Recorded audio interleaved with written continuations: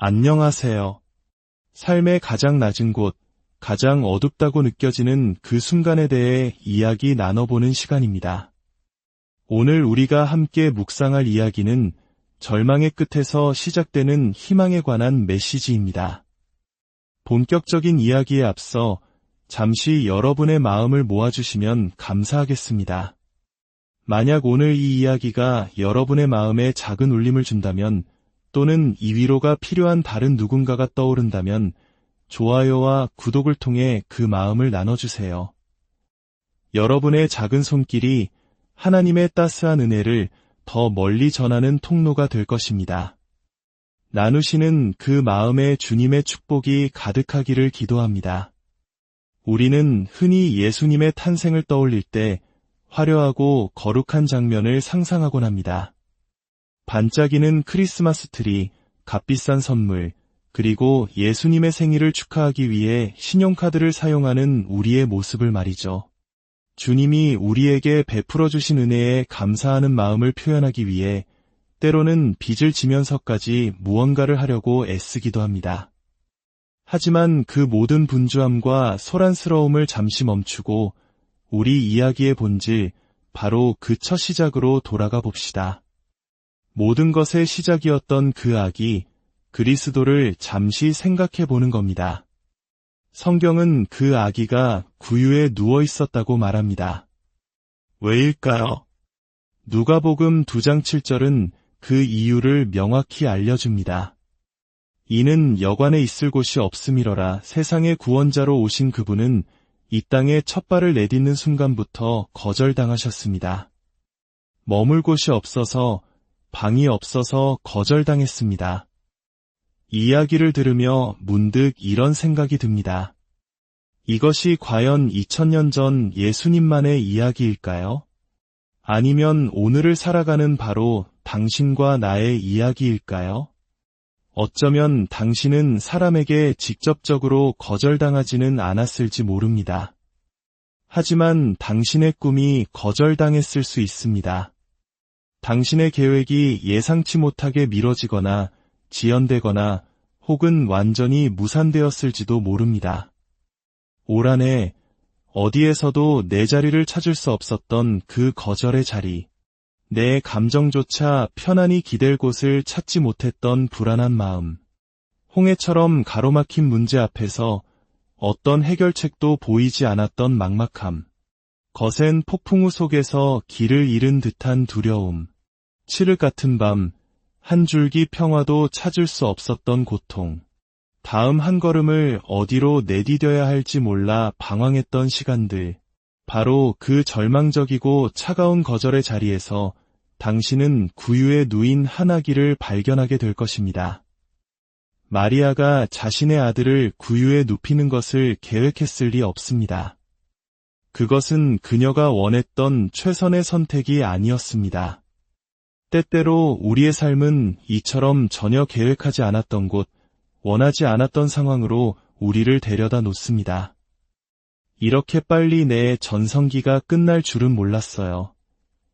내 일자리가 컴퓨터로 대체되거나 해외로 넘어가 버릴 줄은 상상도 못했어요. 어느 날 아이가 집에 와서 마약에 손을 댔어요.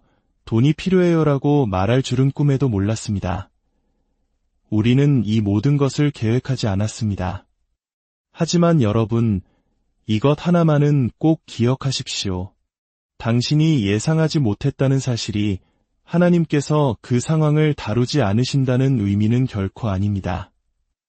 이 메시지는 지금 이 순간, 특별히 거절의 아픔을 겪고 있는 당신을 위한 것입니다. 사람들에게 외면당하고 도와줄 사람 하나 없이 홀로 남겨졌다고 느낄 때, 간절히 원했던 곳으로부터 어떤 도움도 받지 못했을 때, 꼭 필요했던 순간에 모든 문이 닫혀버렸다고 느꼈을 때, 예수님은 차가운 구유에 누우셨습니다. 하지만 성경을 자세히 보십시오. 성경은 그가 그냥 누워 계셨다고 말하지 않습니다. 강보에 쌓여 구유에 눕혀 있으니 라고 기록합니다. 구유는 춥고 낯선 곳입니다. 동물의 먹이통이었던 그곳은 아기가 누울 만한 자리가 아닙니다. 하지만 그를 감싸고 있던 강보, 즉 아기를 단단히 감싸는 이 긴 천 조각들은 그 차가움 속에서도 그를 향한 어머니의 따뜻한 보살핌과 사랑이 존재했음을 보여주는 상징이었습니다. 얼마나 많은 분들이 이렇게 고백할 수 있을까요? 나는 거절당했지만 하나님께서 나를 감싸주셨습니다. 나는 실망했지만 주님께서 나를 품어주셨습니다. 나는 길을 잃고 외로웠지만 그분은 나를 감싸 안으셨습니다. 세상이 나를 외면했지만 그분은 나를 지켜주셨습니다. 억울한 일을 당했지만 주님은 나를 보호하셨습니다. 이것이 바로 우리를 향한 예언이 됩니다. 하나님의 약속은 우리가 인생의 낮은 자리를 결코 경험하지 않을 것이라는 의미가 아닙니다. 그 약속은 인생이 당신을 어떤 차가운 곳에 데려다 놓을지라도 하나님께서 당신을 반드시 감싸고 계신다는 의미입니다. 바로 지금 저는 영원하신 아버지 하나님께서 누군가의 어깨를 그분의 강한 팔로 감싸 안으시는 것을 느낍니다. 당신이 이곳에 오게 될 것을 계획하지는 않았지만 하나님은 당신이 이곳에 도착할 것을 이미 계획하셨고 그분의 보호하심을 예언하셨다는 것을 알려주시기 위함입니다. 요셉과 마리아는 아기를 낳기에 적절한 때가 아니라고 생각했습니다. 그들은 병원도 미리 준비해둔 아기용품도 없는 베들레헴으로 향하고 있었습니다. 하지만 미가서 5장 2절의 예언자는 이미 이렇게 말했습니다. 베들레헴 에브라다야. 이스라엘을 다스릴 자가 내게서 내게로 나올 것이라. 그들은 바로 그 순간 그 왕을 탄생시키기 위해 정확히 베들레헴에 있어야만 했던 것입니다. 성령께서는 지금 당신에게 말씀하십니다. 그가 당신을 감싸고 계신다고. 당신의 연약한 모습 그대로, 당신의 조금은 이상하고 서툰 모습 그대로 당신을 환영하신다고 말입니다. 저는 그동안 구유에 얽힌 이야기 속에서 동방박사가 가져온 황금과 유향, 모략 같은 화려한 것에만 집중했는지 모릅니다. 하지만 이제 깨닫습니다. 때때로 하나님께서는 우리를 거절의 자리에 허락하십니다. 그리고 그곳에서 친히 우리를 감싸주십니다. 때로는 사람들의 거절이 실은 우리를 향한 하나님의 가장 완벽한 보호하심이라는 사실을 말입니다. 하나님께서 아무 일도 하고 계시지 않는다고 단정하지 마십시오. 단지 지금은 그분의 계획이 감싸여 있을 뿐입니다. 너희가 가서 강보에 쌓여 구유에 뉘어있는 아기를 보리니 구원자를 감쌌던 긴 아마포 조각들. 하나님은 지금 당신을 감싸고 계십니다. 이 차가운 구유 속에서, 이혼의 아픔 속에서, 질병의 고통 속에서, 병원 침상 위에서, 차가운 감옥에서, 사랑 없는 가정 안에서, 힘겨운 소송 속에서, 지금 이 순간이 너무나도 춥게 느껴질지라도 기억하십시오. 나는 그분의 보호 아래 있습니다. 때때로 추위에 몸서리칠 때도 있겠지만 주님은 가장 낮은 곳에 있던 목자들에게 가장 먼저 찾아가셨습니다. 이는 우리가 아무리 낮은 곳으로 떨어져도 그분의 손길이 닿지 않는 곳은 없으며 우리가 아무리 큰 실수를 저질러도 그분께서 외면하지 않으신다는 것을 보여주기 위함입니다. 혹시 당신의 삶이 너무 엉망이라 하나님을 맞이할 수 없다고 생각하십니까? 아닙니다. 주님을 밀어내지 마십시오. 그분이 당신의 삶에 들어오시면 그분이 모든 것을 깨끗하게 하실 것입니다. 그분이 오시면 모든 것을 고치실 것입니다. 그분이 오시면 모든 상황을 역전시키실 것입니다. 천사가 목자들에게 외쳤습니다.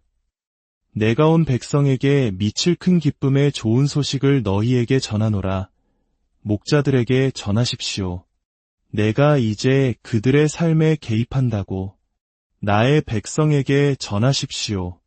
너희의 가장 낮은 곳에 친구가 있고 너희의 가장 초라한 구유의 구원자가 있노라고 말입니다. 하나님은 당신에게 다가오실 것입니다. 그리고 당신을 감싸주실 것입니다. 어쩌면 당신은 오랫동안 당연하게 여겨지거나 무시당하며 살아왔을지 모릅니다. 그래서 스스로에게는 아무런 재능도 가치도 없다고 생각할지 모릅니다. 아닙니다. 당신은 놀라운 선물을 가지고 있습니다. 단지 지금은 감싸여 있을 뿐입니다. 하나님께서 그 포장을 푸실 때가 되면 그분은 당신을 위대하게 사용하실 것입니다. 이제 이 강보에 숨겨진 비밀, 가장 놀라운 예언에 대해 이야기해 보겠습니다. 이사야는 처녀에게서 아들이 태어날 것을 예언했고, 미가는 그가 베들레헴에서 태어날 것을 예언했습니다. 하지만 그 어떤 예언자도 그가 강보에 쌓일 것이라고는 말하지 않았습니다. 그것은 감춰진 비밀이었기 때문입니다. 예수님께서 인간의 모습으로 이 땅에 오셨을 때 우리는 그가 아마포 조각, 즉 강보에 쌓여 있는 것을 봅니다. 그리고 예수님의 이야기 속에서 우리가 이 아마포 조각을 다시 보게 되는 순간이 있습니다. 요한복음 20장 5절을 보면 베드로가 예수님의 시신이 있던 무덤에 도착했을 때 그는 그곳에 놓인 세마포를 보았다고 성경은 기록합니다. 이것이 무엇을 의미할까요? 한때 그를 붙들었던 것들이 더 이상 그를 붙들 수 없게 되었다는 의미입니다. 예수님께서 강보에 쌓여 태어나신 것은 하나의 예언이었습니다. 그들이 너의 죄의 대가와 함께 나를 무덤에 눕힐 것이다. 하지만 사흘 뒤에 하나님은 육신을 입고 무덤에 누우셨습니다. 그리고 사흘 뒤 그는 사라지셨고 그 자리에는 그를 감쌌던 아마포 조각만이 남았습니다. 이제 저는 그 비밀을 깨달았습니다. 예수님은 태어나실 때 아마포 조각에 쌓이셨습니다. 돌아가셨을 때 그는 아마포 조각에 쌓여 묻히셨습니다. 그리고 부활하셨을 때 그는 그 모든 아마포 조각을 남겨두고 떠나셨습니다. 이는 그가 모든 것을 이기셨고 만물의 주님이심을 선포하는 것이었습니다. 사랑하는 여러분, 당신을 올가매고 있는 것, 당신을 춥고 낮은 자리에 머물게 하는 그 모든 것들을 주님께서는 당신의 부활과 함께 벗어버리게 하실 것입니다. 오늘 당신이 인생의 어떤 구유에 누워있든지 가장 낮고 초라한 곳으로 찾아오신 주님의 은혜가 당신과 함께하기를 기도합니다. 그분이 당신을 끝없는 사랑의 강보로 감싸주시고 세상이 줄 수 없는 참된 평안을 허락하시기를 간절히 소망합니다.